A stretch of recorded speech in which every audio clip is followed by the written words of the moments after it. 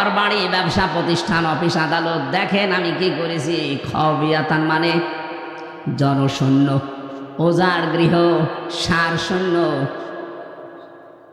এদের ঘরের দিকে আপনি তাকান তো কি অবস্থা। বাংলাদেশের দিকে এবার আয়াতটা মিলান। 2024 সালের আগস্টের 5 তারিখের বিকাল 5টা বাজতে বাজতে এদেশের যত জালেমদের ঘর ছিল, অফিস ছিল, দেখেন সবগুলো আল্লাহ ওজার গৃহ বানিয়ে দিয়েছে। এর বাস্তব প্রমাণ আমার কুষ্টিয়ার হানিফের বাড়ি, কামারুলের বাড়ি, ঝিনাইদহে আছে। আপনি একটু খেয়াল করে দেখেন, যারা জুলুম করেছে একজনকে তো টাঙিয়ে ন্যাংটা করে পিটিয়েছে।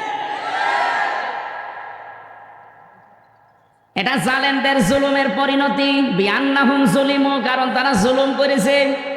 খাবিয়াতাম বিমা যালামু, তাদের এই জুলুমের কারণে আল্লাহ এই শাস্তিটা তাদের দিয়েছেন। ইন্না ফি যালিকা লায়াতাল লিকাউমিন ইয়ালামুন, অবশ্যই এর ভেতরে শিক্ষা আছে।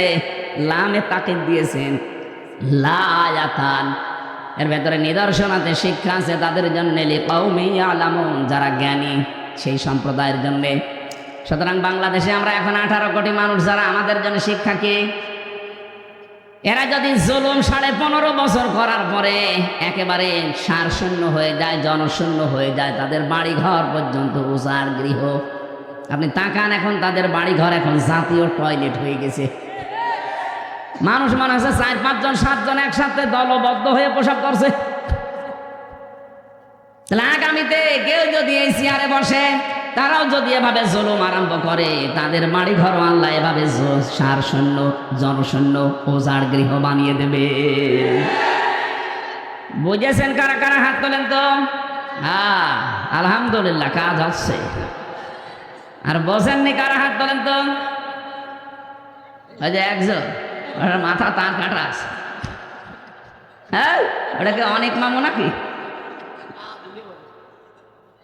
আপনার সে একজন ছিল না, সে মোটা মতো কি আরাফাত নাকি? ওই সে খোঁজ, ওরা মনে হয় আরাফাত হবে না। আমি যেটা বোঝাতে চাইলাম এতক্ষণ, এই যে 5-7 মিনিট আমি আন্দাজে কথা বলছি না, এটা কোরআন দিয়ে দলিল দিলাম।